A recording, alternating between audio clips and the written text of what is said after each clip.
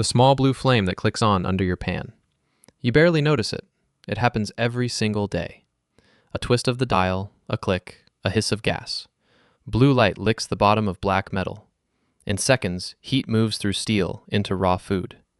You've done this so many times you don't think about it. But that flame is not new, not even close. It is older than your country, older than your language, older than agriculture, older than cities, older than writing. It might be older than your own species. And the story of how it got under your pan is stranger than you think. There is no clean answer, no single day, no single place. So when did humans actually start cooking their food? Not roasting one lucky animal after a lightning strike, not an accident, a habit, a daily repeated behavior. Scientists have chased this question for decades, and the evidence is scattered across continents and millions of years.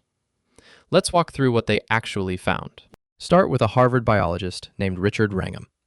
In 2009, he published a book called Catching Fire. His argument was bold, even radical at the time. He said cooking didn't just help early humans, it made them human. Wrangham argued that cooked food changed our whole body plan: smaller teeth, a smaller gut, a much bigger brain. His theory points to Homo erectus, nearly 2 million years ago. That's when our ancestors' brains and bodies suddenly changed shape. His idea? They were already cooking their food by then. It's a beautiful theory. It ties everything together neatly. There's just one problem. The physical evidence doesn't show up that early. Not yet. So scientists went looking for proof in an unexpected place. Not fire, not ash, chewing. In 2011, researcher Chris Organ and his Harvard team ran the numbers. They compared how long different primates spend chewing each day. Chimpanzees chew for roughly 6 hours out of every day, nearly half of their waking life, just grinding food down. Modern humans chew for about an hour, sometimes less. That's a massive drop, and it had to come from somewhere. In 2016, Catherine Zink and Daniel Lieberman tested why. Their study, published in Nature, used raw goat meat and root vegetables. They asked volunteers to chew food sliced and pounded with stone tools. Slicing meat alone cut chewing effort by nearly 40%, and that's before anyone even lit a fire. Simple stone tools were already changing the human diet. Here's where it gets counterintuitive. You'd think cooking is what changed everything first, but the evidence says tools came first. Cooking came later. Slicing, pounding, tenderizing, that was step one. Fire wasn't the beginning of the story. It was already the second act. And that timeline shift matters more than you'd expect. It rewrites who gets credit for making us human. So when does fire itself actually show up in the record? Head to Wonderwerk Cave, tucked into the Kalahari in South Africa. In 2012, archaeologist Francesco Berna led a team deep inside.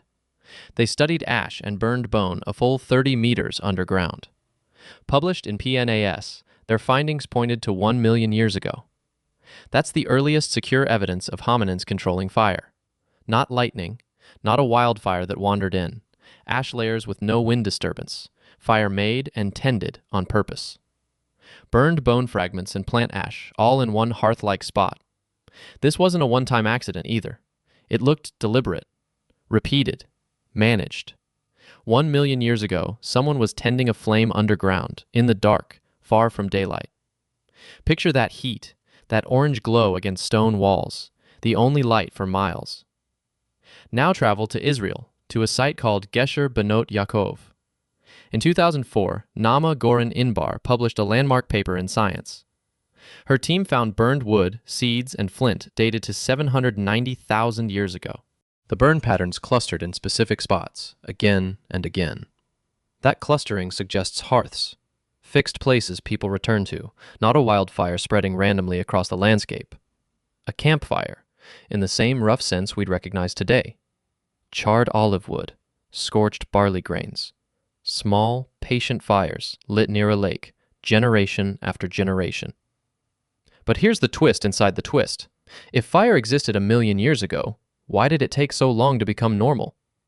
In 2011, Vil Robrooks and Paula Villa published their own paper in PNAS. They looked at hundreds of European sites. Their conclusions surprised a lot of people. Habitual, everyday fire use didn't become common in Europe until around 300,000 to 400,000 years ago. For hundreds of thousands of years, fire was rare. Occasional, maybe seasonal, not yet a daily kitchen habit. So the honest timeline isn't one moment. It's a slow, uneven climb, with fire appearing early in a few places and taking ages to become routine everywhere else. That's the real answer to when. Not a date, a gradient. But finding fire isn't the same as proving they cooked with it. So Rachel Carmody, working with Wrangham's lab, tested that directly. In 2011, her team published results in PNAS. They fed one group of mice raw meat, another group cooked meat. Same food, same amount. Only the temperature changed. The mice on cooked meat gained significantly more weight. Cooking wasn't just about taste or safety. It was extracting more usable energy from the exact same food. More calories, more easily, for less chewing effort. For a brain-hungry species, that trade was enormous. So somewhere between simple stone tools and a tended hearth, everything shifted. Less time chewing, more energy per bite, more time for everything else. Time to make tools, time to talk, time to think. Your oversized brain runs on roughly 20% of your daily energy. A brain that expensive doesn't happen without a serious energy upgrade. In 1995, anthropologists Leslie Aiello and Peter Wheeler proposed an idea now called the expensive tissue hypothesis. Published in Current Anthropology, their argument was elegant. A big brain and a big gut both cost enormous energy to run. You can't easily afford both at once, so as diets got easier to digest, human guts could shrink. And all that freed up energy went straight to the brain. Smaller stomach, bigger mind. That's the trade your ancestors made, and your body still remembers it, even if you don't. Your gut is short, your teeth are small, your jaw muscles are weak. Compared to a chimpanzee, you're built for food that's already been softened. Built for food that's already been broken down before it reaches your mouth. You are, biologically speaking, an animal that expects its food pre-processed. We even have modern proof of what happens when people ignore that. In 2005, researcher Corinna Kobnick and her team studied long-term raw food dieters. Published in the Journal of Nutrition, the results were clear. People eating only raw food for years showed lower bone density, disrupted menstrual cycles, real signs of energy shortage. Not because raw food is unhealthy in general, but because the human body, after a million years of cooked calories, quietly expects the extra energy cooking provides. Which brings us back to that blue flame under your pan. It's not just convenience. It's not just flavor. It's a habit stitched into your biology, maybe a million years deep. Every time you turn that dial, you're repeating something ancient, something that helped build the brain doing the thinking right now. The flame looks small. The history behind it isn't.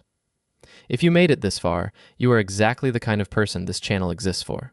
We make videos like this one every week about ancient human behavior, about what your body still remembers, about the gap between the world you were built for and the one you actually live in.